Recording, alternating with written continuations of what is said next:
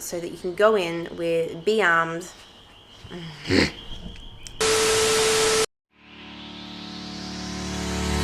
Hey fam, welcome to another video. This is all about how to find the right VA agency or company for you. So it's important to know which agency is going to be able to fulfill your specific needs. In this video, I'll be sharing all about which company to choose and how to choose for your specific needs, which questions you should be asking as well, how to be researching for the right company for you, and my top tricks and hacks on how to find the right company. I'm going to bundle everything into this one video so that you can go out there with the knowledge to be able to make an informed decision to find the right teammate for your team. Before we jump in, be sure to like and subscribe. It helps me to reach more people like you, and you'll be notified of all things scaling with VAs, teams, delegation, automation, all that good juicy stuff. Now, I scaled my business to healthy 5-figure months with the help of virtual professionals. I've done tons and tons of research and been in the trenches with this stuff, so I do know a thing or two, and I'm looking forward to sharing that with you. Now, whatever your reason is for going out and seeking to hire through a virtual assistant agency or company, those reasons are specific to you. You might have had a bad experience going through Upwork or Fiverr or another company. You might not have the resources to go out and hire yourself. You might just not want to be the HR and recruitment person. You want to take that hat off, and fair enough, I get that. It's an entire industry of its own for a reason. This could be really tricky though on who to choose, and it all comes down to your specific needs as well. Obviously, you've got specialties and whatnot to consider here. You may have hired before, this may be your first hire. Whatever the reason, as soon as you head to Google and you start looking for a virtual assistant, you can see that the choices there are plentiful. And then you've got the other things to consider as to whether you want somebody who's local to you or whether you're looking to hire remotely. You may have gone out and done some research. You've got maybe a handful of virtual assistant companies that you're resonating with, you feel aligned, but what to do now? What are the right questions to ask to make sure that these are the right people for you? Having my own VA company, I'm gonna let you know exactly the things that you should be asking and that you should be deep diving into before you go ahead and make a decision. And this is likely gonna save you a lot of heartache and headaches down the long run. Now, when you're choosing a virtual assistant agency, the first step where you want to kick off is actually having clarity on the role or the position that you are looking to fill. You might even not know what role or position it is. You might just have an idea of the tasks that you're looking to delegate, and it could be really broad or like a bunch of these different ad hoc things, or it might be specialized. It depends on you, what stage you're at in your business and exactly what you are needing right now. So get clear with that first before you go reaching out to all these different VA companies and filling in forms and spending a bunch of your time, hours on the phone doing discovery calls and whatnot. It's going to be a good idea to get really, really clear on that role so that you can articulate yourself to them and relay the specific things that you are after, and the company in turn can give you an accurate answer in return, rather than you just kind of fluffing about, being up in the air, not quite knowing exactly what you're looking for. It's a good idea to get really, really clear on that. It saves your time, it's going to save the company's time,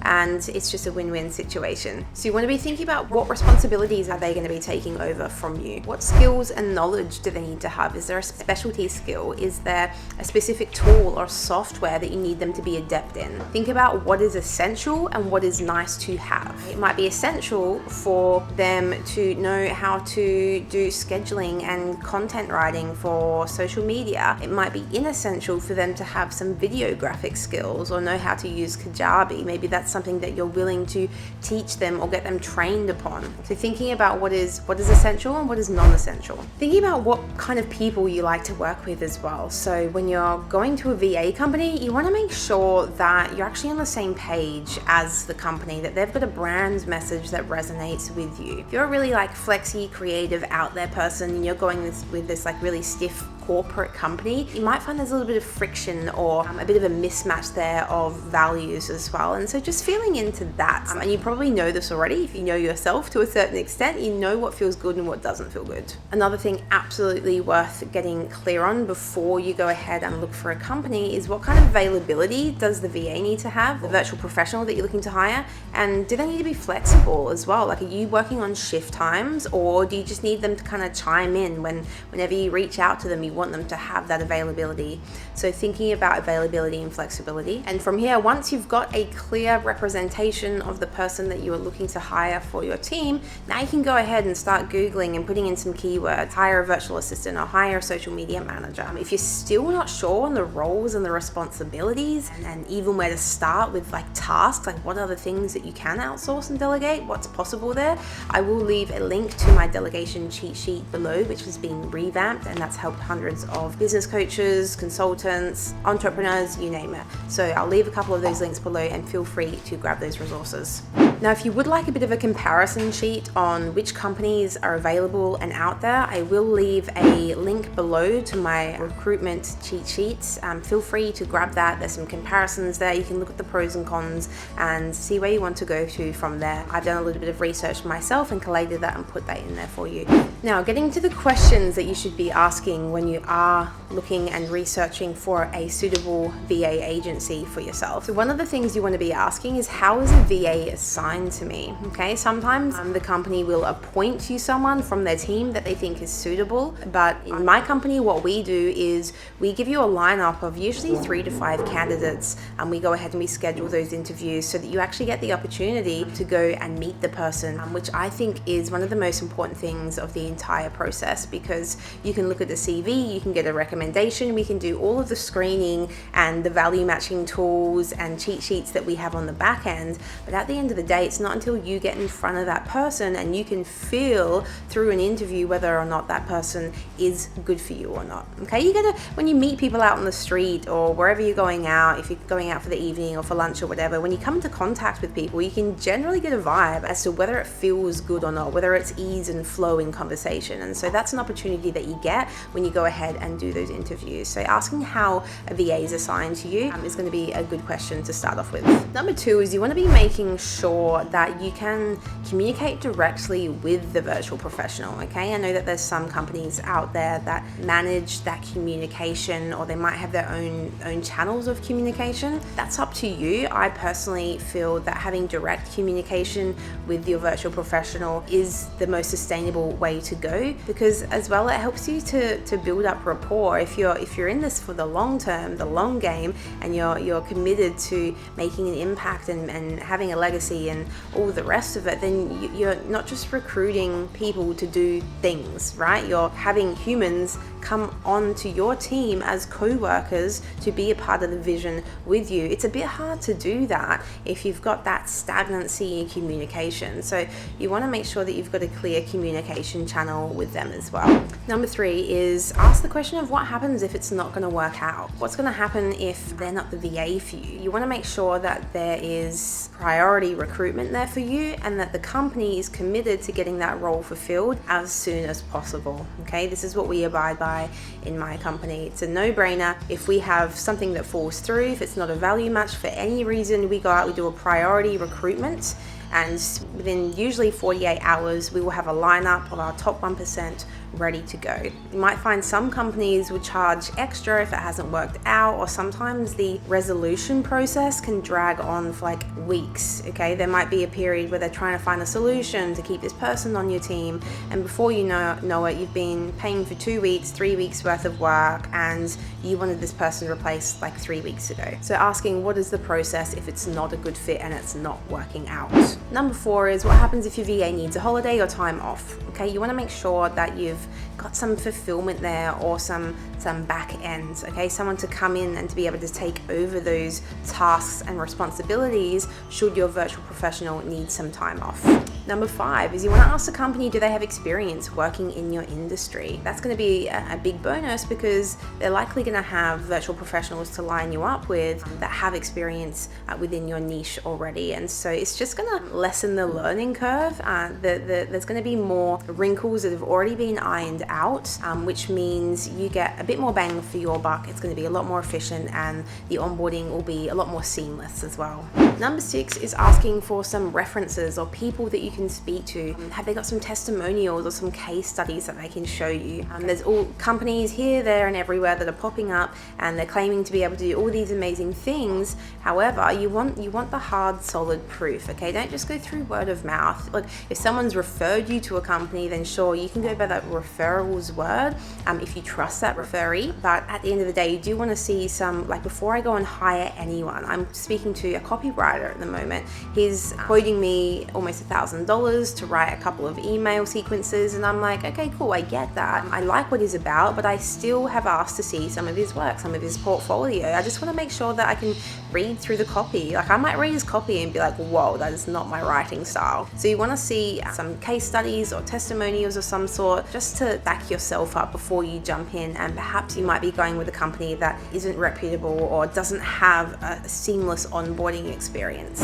Another question you can ask is, do they, depending on what role that you're looking for, let's say you're hiring a social media manager or an SEO link builder, you might say to the company, do you have other social media managers, or do you have other SEO link builders? Is there much demand of this role within your company? Okay, because you will get companies that do everything, and they'll be able to give you graphic designer, web developer, copywriters. That's all possible, right? But if you can find a company, you might find a virtual assistant company that specializes in social media managers and specialists. Okay, that's what my company does, and we just happened to niche in that because that's where the demand was. And so now we've kind of got this specialty or this niche in social media managers and marketers. We've also got the same niche in SEO specialists and link builders. So if you can find a company that has a specialty in the role that you are looking to fulfill, the chances are their process and back end and their deliverables of what they can offer you and the overall service, the quality is probably going to be a lot higher rather than going to a company that has the butter spread thin across all these other roles, okay? Because they're trying to encompass everything as opposed to having one or two or maybe three focuses. So that's something to consider. Do they have any specialized roles within the company or something that they're niched in, or is it a bit of everything? You want to be asking how the company bills you. So are you paying the VA directly? Is the company withdrawing from you and then paying the VA? So getting really clear on that. Most of the time the companies bill you and then they take care. I mean, that's the whole thing of HR and going through a company, right? Is you don't have to worry about the admin and billing and all of that stuff. Okay, so getting clear on how all that looks. Ideally, you would want the company to be charging you just directly to a card. Some of them will invoice and then you have to pay that invoice. Some of them debit, okay, but just getting clear on how that process works as well. Number 9 is, how are the hours tracked? Is getting some transparency on that. How are the hours tracked? How can you guarantee that the VA is actually working on my campaign? Okay, so we've got an internal setup, whereas we can track hours and we can track activity, and we can even look at screenshots. So if we need to go through and do some audits, which we do at random times, just to make sure that everyone's on track, you've got evidence of that so that you can back yourself up and know that the work that you're paying to get done is actually getting done.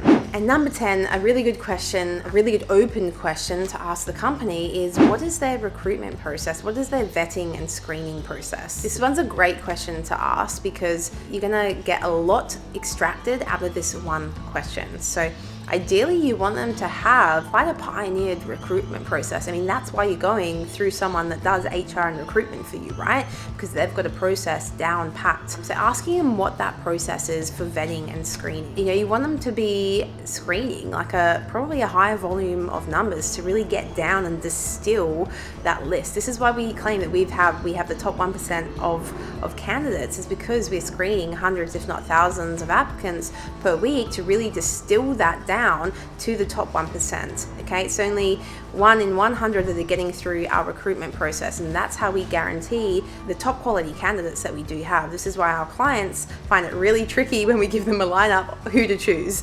This always happens. They end up, most people actually end up hiring two because they can't choose between the lineup that we've given them. So that's the kind of feedback that you want when you're going through a company. You want to be making sure that they're giving you a top quality lineup. And how is it that they're doing this? They might have like certain personality tests that they're doing. We've got a bunch bunch of different tests that we're doing on the back end to make sure that we're reaching that 1%. Just asking about different tests that they do, different screening, and showing an interest in that, and you'll be able to find a lot just from that one question. So fam, that is a wrap on this video. I hope you've got some insights on where to find the right virtual assistant company. If you have, let me know below. If you've got any questions at all about any of this subject, please drop below and I'll get back to you within 24 to 48 hours. In the meantime, you can go and check out this video about virtual assistant test tasks and some of the questions that you might find there. And in the meantime, be sure to click the bell to get notified when my next video is coming out. It's all about how virtual assistants can help your YouTube